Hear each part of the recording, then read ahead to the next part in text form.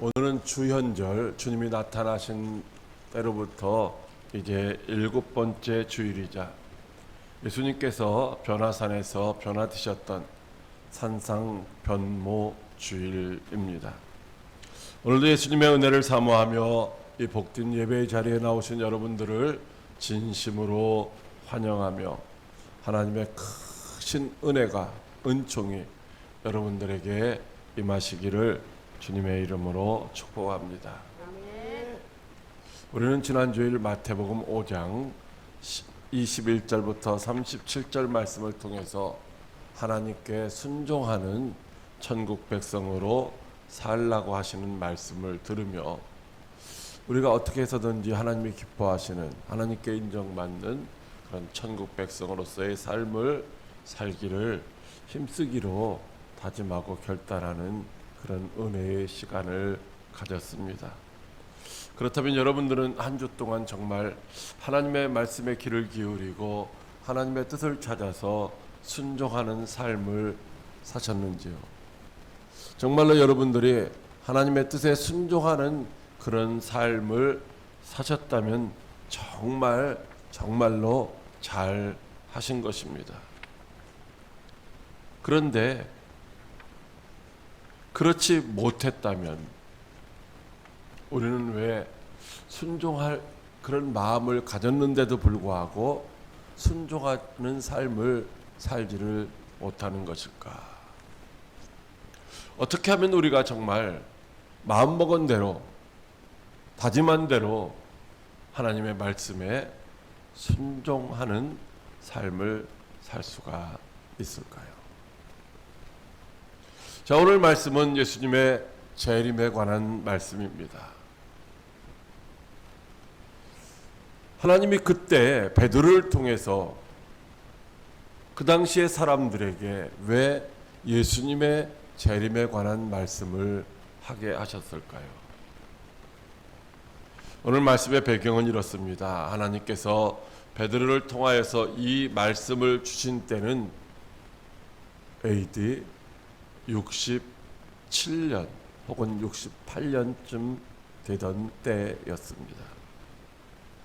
그러니까 그때는 예수님이 십자가에 달려 죽으셨다가 부활하시고 다시 오시겠다는 약속을 남기고 하늘로 가신 지 약 37년, 38년쯤 되던 때라고 하는 것이죠. 당시의 상황은 어땠는가? 로마가 세계를 지배하던 시기입니다. 그리고 그때는 아주 난폭했던 폭군이라는 네로가 로마의 황제로 있었던 시기인 것이죠. 그때에 로마시에 아주 큰 불이 일어났습니다. 물론 이 불이 났을 때에 우리가 이번에 보니까 이태원에서 참사가 일어남으로 말미암아 그 책임을 다 정부에다 돌리고 있는 것처럼 그때도 로마시에 아주 큰 불이 일어나서 그 책임이 이 황제인 네로에게 있다라고 민심이 들끓기를 시작했어요. 그래서 이 네로 황제가 이게 잔꾀를 낸 게 뭐냐면, 아니야, 이거 저 기독교인들, 저 그리스도인들이 방화한 거야. 일부러 그리스도인들이 로마시 여기저기다 불을 냈기 때문이라고 이렇게 거짓말로 그리스도인들에게 그 죄를 뒤집어 씌웠던 것이죠. 그러면서 그리스도인들을 박해합니다. 핍박합니다. 학대합니다. 그리스도인들은 이런 박해 가운데 이방 사람들, 다른 사람들에게, 저 사람들은 노마시에 방화를 한 방화자들, 아주 나쁜 사람들이라고 이런 낙인에 찍혀서 사람들의 눈치를 보면서 살아야 하는 그런 고난을 겪게 되었죠. 이러이러한 고난을 견디다 못해서 이제 어떻게 돼요? 성도들은 나 그리스도인 아니야, 나 기독교인 아니야, 우리는 방화한 그런 사람들이야, 그 우리가 아니야 하면서 믿음을 떠나고 교회를 떠나는 그런 사람들도 생기게 되었습니다. 뿐만 아니라 적당히 신앙생활을 하면서 세상 사람들과 적당히 타협하고 도덕적으로 또 탈선하는 그런 사람들도 많이 있었던 것이죠. 예수님이 부활하시고 승천하신 지 40년도 안 됐는데 교회가 부흥하고 성장하다가 이런 큰 시련, 이런 큰 고난을 만나게 되었던 것입니다. 뿐만 아니라 그때 교회 안에는 거짓 교사들, 즉 이단 사상이 상당히 많이 퍼져 있었습니다. 그 중에 하나는 이신득의 신앙을 오해하도록 만들어서 복음이라고 하는 것이 자유를 방종하게 하는 것이다 라고 했습니다. 다시 말하면 이신득의 믿음으로 말미암아 의롭게 된다고 하는 이 복음을, 그래 맞아, 믿음으로 우리가 의롭게 되는 것이니까 육체적으로는 아무렇게나 살아도 돼, 행함으로 말미암아 구원받는 것이 아니라 믿음으로 구원받는 거니까 내가 아무렇게나 살아도 된다고 하는, 즉 방종을 일삼게 만들었던 것입니다.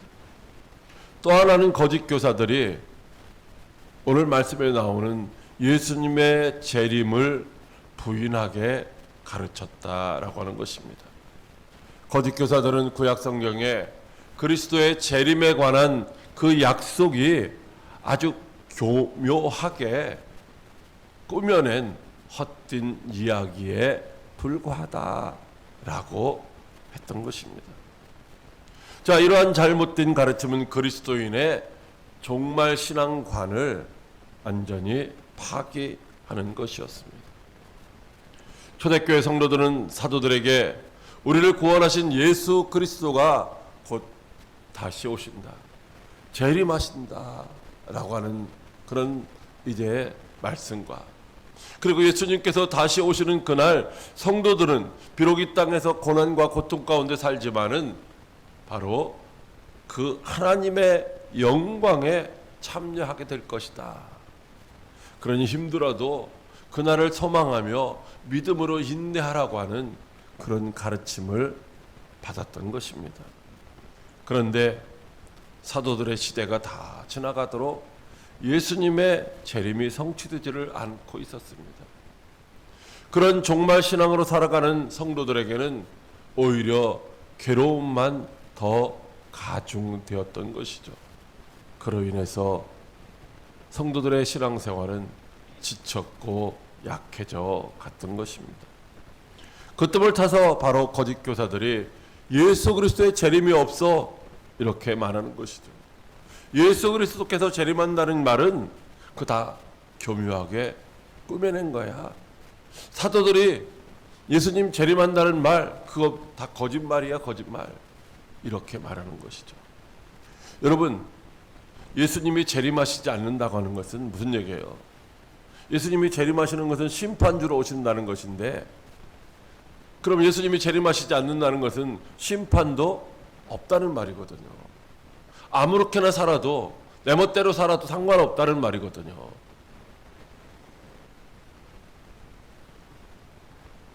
그렇게 이 종말 신앙을 무너뜨리는 거죠.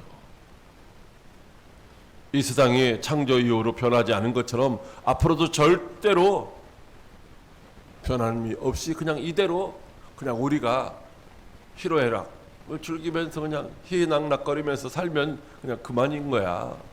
이렇게 가르쳤다는 것입니다. 베드로후서 3장 4절 말씀에 이르되 주께서 강림하신다는 약속이 어디 있느냐? 조상들이 잔 이후로부터 만물이 처음 창조된 때와 같이 그냥 있지 않느냐라고 하는 것이었습니다. 예수님의 재림도 없고 심판도 없다고 가르치는 것이죠. 예수님의 재림이 없으니까 당연히 심판이 없고, 심판받을 일이 없으니까 내 멋대로 내 맘대로 아무렇게나 살아도 된다는 것입니다. 이들의 가르침은 영지주의 이단으로서 성도들의 거룩한 삶을 유지하는데 아주 치명적인 위협이 되었습니다. 교회의 전립 기반을 흔드는 아주 위험한 사상이었던 것입니다. 여러분, 오늘날도 이와 같은 현상이 우리 주변에 있습니다. 직장 생활에 얽매여서 신앙 생활을 제대로 못하는 경우도 많이 있잖아요. 여러분, 먹고 사는 문제가 하나님보다 더 크게 느껴져서 하나님을 떠나는 사람들이 많이 있습니다. 때로는 이단 사살에 그 거짓말에 미혹되어서 진리의 말씀을 떠나서 비진리를 따라가는 경우도 많이 있습니다. 지금 신천지나 이단 교회에 출석하는 많은 사람들이 대부분은 정통 교회에 출석하던 성도들이라는 것입니다. 왜냐하면 그들이 진리의 말씀 위에 굳게 서 있지 못했기 때문에 얄팍한 이제 이단 사설에 미혹되어서 그쪽에 빠져 들어갔다는 것이죠. 한번 빠지면은 나올 수가 없다는 것입니다. 지금도 악한 영 사탄 마귀는 오는 사자처럼 산길자를 두루 찾아다니고 있습니다. 이러한 시대적인 위기 가운데 어떻게 하면 우리가 이제 넘어지지 아니하고 실패하지 아니하고 끝까지 믿음 생활을 잘 할 수가 있을까요? 우리는 어떻게 해야 실족하지 않는 믿음의 승리자가 될 수가 있을까요? 첫째로 예수님의 재림 약속을 믿으라고 하십니다. 베드로후서 1장 16절 말씀입니다. 우리 주 예수 그리스도의 능력과 강림하심을 너희에게 알게 한 것이 교묘히 만든 이야기를 따른 것이 아니요 우리는 그의 크신 위엄을 친히 본 자라. 아멘. 사람들은 사도들이 전해준 대로 예수님의 재림을 믿었습니다. 재림하실 예수님을 믿음으로 기다리며 충성하고 순종했습니다. 그러나 재림하신다는 예수님은 안 오시고 오히려 고난만 가중되는 것이었습니다. 그래서 믿음에서 떠나고 진리를 떠나 비진리 가운데 살게 되었습니다. 그래서 베드로를 통하여 우리 주 예수 그리스도의 능력과 강림, 즉 재림은 의심할 여지가 없는 확실한 것이라고 말씀을 해 주시고 있는 것입니다. 결코 예수 그리스도의 능력과 재림은 교묘하게 만들어진 헛된 이야기가 아니라는 것입니다. 왜냐하면 우리는 재림하실 예수 그리스도의 크신 위엄을 친히 본 자들이라고 합니다. 누구에게 전에 들은 희미한 것이 아니라 아주 두 눈으로 똑똑히 보고 두 귀로 똑똑히 들은 증거가 있다는 것입니다. 이 세상의 종말 때에 재림하실 예수님은 심판주로 오시는 것이 너무나도 분명하다는 것입니다. 그런데 사람들은 예수님의 재림에 대하여 바로 알지를 못합니다. 하나는 예수님의 재림을 그냥 맹목적으로 소원하는 사람들이 있습니다. 살기가 힘들어, 고달퍼, 차라리 예수님이나 빨리 오셨으면 좋겠어. 그러면서 그냥 무기력하게 살아가는 사람들이죠. 마땅히 해야 할 일을 하지 않고 그냥 예수님이나 오셨으면 좋겠다라고 그렇게 맹목적으로 소원하는 사람들. 자, 이런 사람들이 우리 가운데 있었죠. 한참 된 일이지만 예수님의 재림을 맹목적으로 소원하던 시한부 종말론을 추종하던 그런 사람들이 있었습니다. 그들은 예수님의 재림에 대한 그 시기를 오해해서 시한부 종말론, 몇 년 몇 월 며칠 예수님이 오신다고 그렇게 말하면서 모든 생업을 포기하고 마땅히 해야 할 일을 하지 않고 그냥 교회에 모여서 예배하고 기도하고 찬송하는 일만 했다라는 것이죠. 그러다가 그들이 생각하던 그때 예수님이 재림하시지 않게 되자 어떻게 됐습니까? 큰 혼란을 겪고 이제 생활에 큰 낭패를 겪게 되었다는 것입니다. 그러므로 우리들도 그냥 맹목적으로 예수님 빨리 오셨으면 좋겠다. 혹은 예수님 언제 오실 것이다 라고 하는 이런 잘못된 교리에 이제 미혹받아서는 안 된다는 것입니다. 또 하나는 예수 그리스도의 재림을 믿지 않는 사람들입니다. 이들 중에는 예수 그리스도의 재림을 믿지 않는 불신자들도 있지만은 예수 그리스도의 재림을 믿기는 하지만은 재림하시는 예수님을 맞이할 준비를 전혀 하지 않는 이런 자들도 있다는 것입니다. 여러분, 우리 집에 누가 손님이 온다고 한번 생각해 보십시오. 누가 손님이 온다고 연락을 받으면 어떻게 합니까? 최소한 청소도 깨끗이 할 것이고, 손님이 온다는 그 시간에 내가 다른 일은 하지 않을 것이고, 손님 맞을 준비를 하기 위해서 때로는 무슨 먹을 것도 준비하고, 아주 귀한 손님이 오신다면 가실 때 가지고 갈 선물도 준비할 것이고, 그 손님이 귀하면 귀할수록, 아주 오랜만에 오시면 오랜만에 오실수록 더 철저히 준비를 해서 맞이하지 않겠습니까? 근데 예수님은 오셨다가 또 나중에 또 다시 오시는 것이 아니라 마지막에 심판주로 오시는 것입니다. 우리를 심판하러 오시는 거예요. 우리를 심판하러. 그러면 심판주로 오시는 주님 앞에서 우리가 정말로 잘했다고 칭찬받기 위해서 여러 가지 일들로 준비하고 있다가 오시는 주님을 맞이해야 되는데 그런 준비를 하지 않고 있다는 거죠. 그것은 무엇을 얘기하고 있습니까? 어쩌면 예수님 그래 재림하시겠지 막연하게 생각하면서 나 생전에는 재림하시지 않을 거야. 입술로는 재림을 믿는다고 하면서 전혀 준비하지 않는다고 하는 것은 예수님의 재림을 부인하는 것과 같다라는 것입니다. 그래서 예수님의 재림이 가까웠다고 하면 이제 뭐요? 냉소적인 비웃음만 짓고 있는 것이죠. 예수님의 재림이 가까웠다, 내일 모레 온다, 어느 날짜를 특정해서 그날을 준비하는 것도 어리석은 것이지만은, 그러나 분명한 것은 예수님의 재림으로 말미암아 우리가 우리 앞에 예수님이 짠하고 나타나시는 날도 있지만은, 여러분, 우리가 이 세상을 살다가 육체의 옷을 벗고 우리의 영혼이 주님 앞에 가야 하는 날들이 있는데, 그날들이 언제인지 아는 사람이 아무도 없다는 것입니다. 그래서 베드로를 통하여 친히 듣고 보고 체험한 예수 그리스도를 증언하고 있습니다. 그것은 우리가 그와 함께 거룩한 산에 있을 때 보고 들은 것이라고 말하고 있습니다.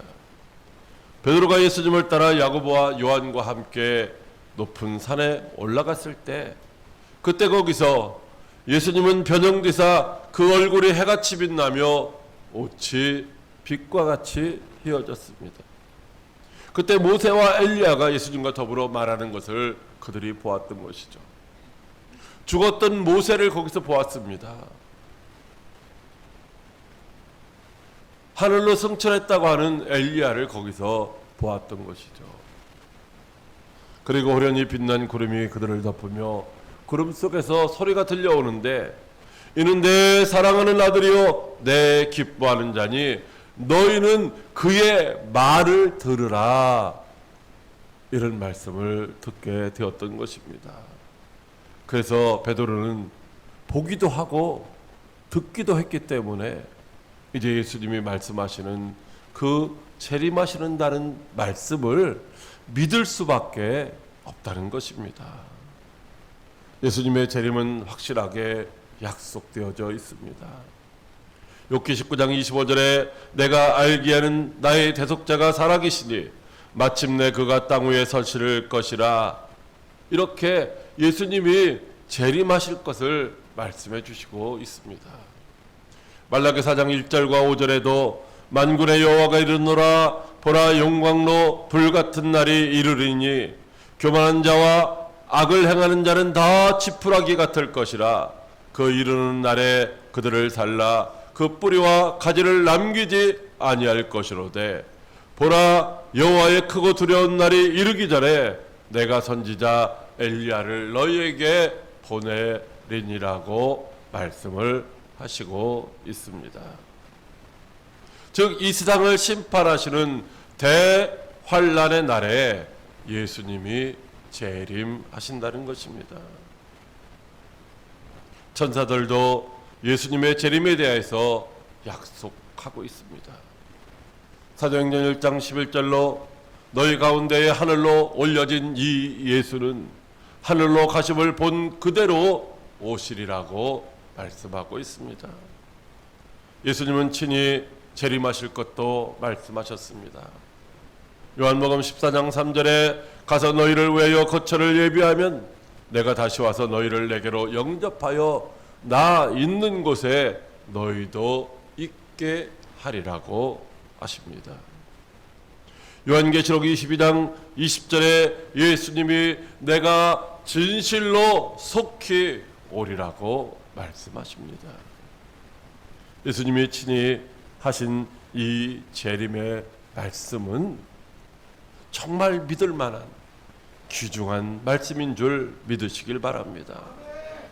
예수님의 그 약속은 조금도 변할 수가 없는 확실한 말씀입니다.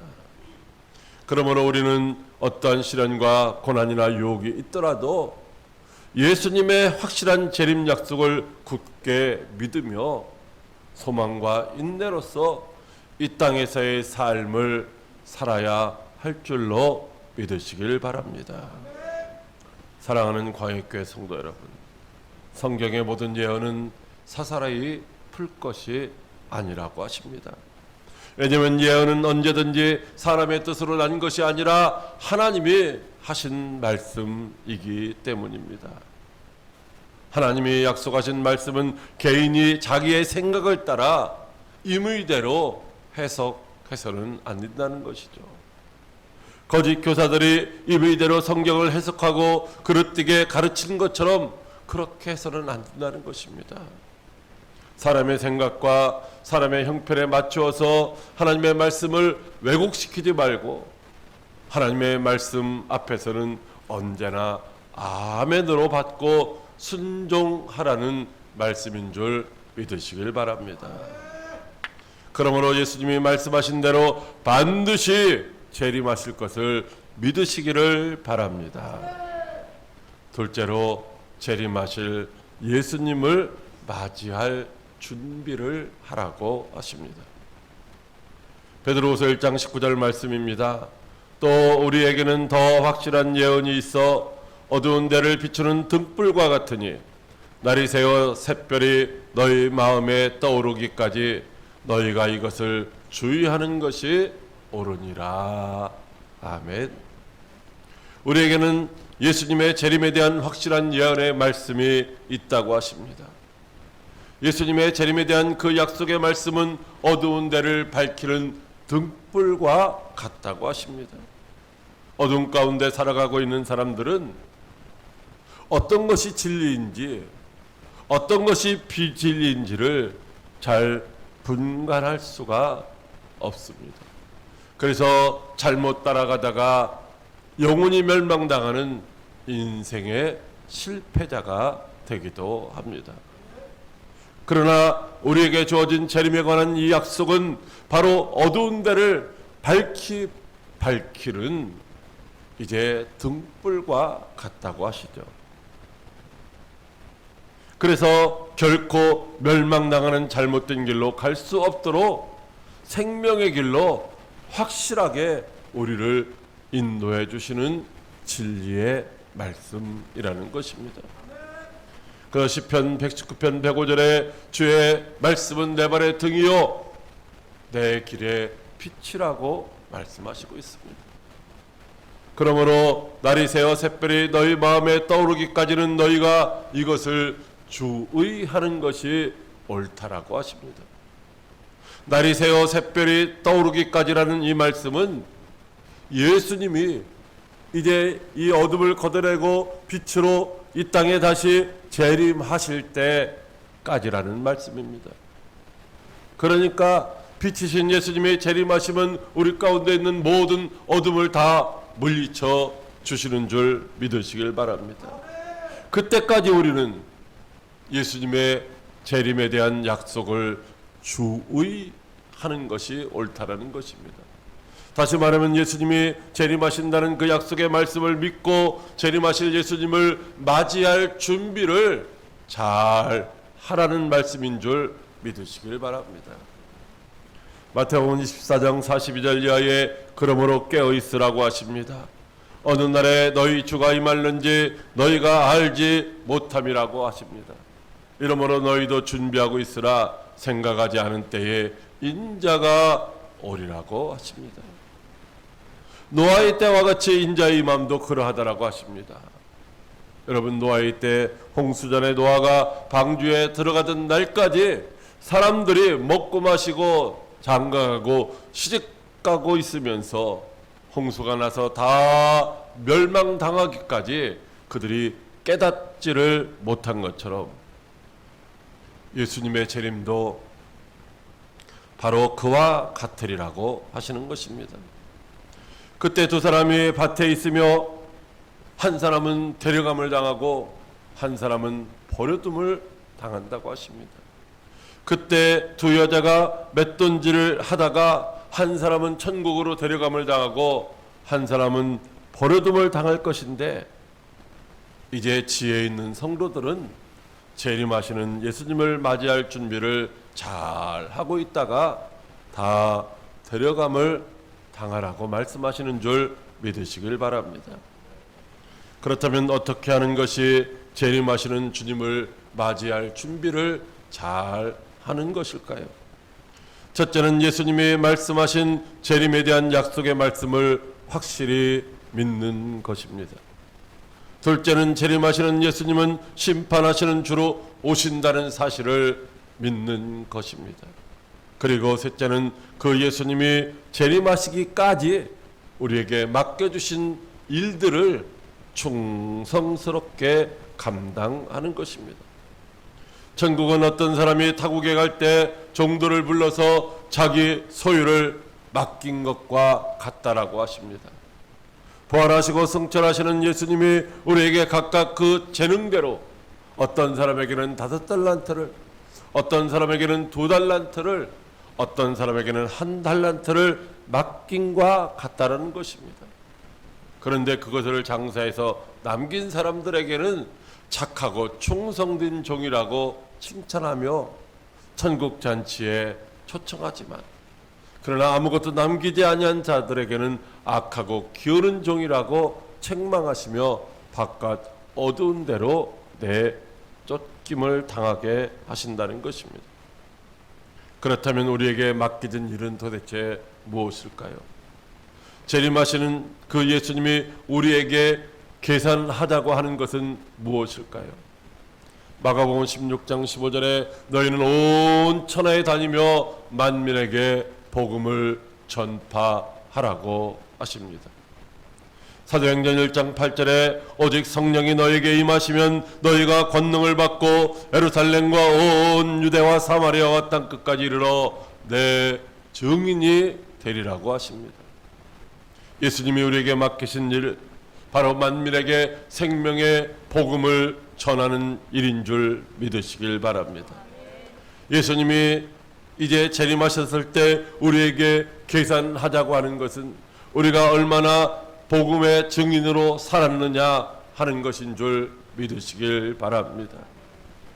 그때 자기 영광으로 모든 천사들과 함께 재림하신 예수님이 자기 영광의 보좌에 앉아서 이 세상의 모든 자들을 심판하실 때에 믿는 자들은 영생에, 믿지 않는 자들은 영벌에 들어가게 하실 것입니다.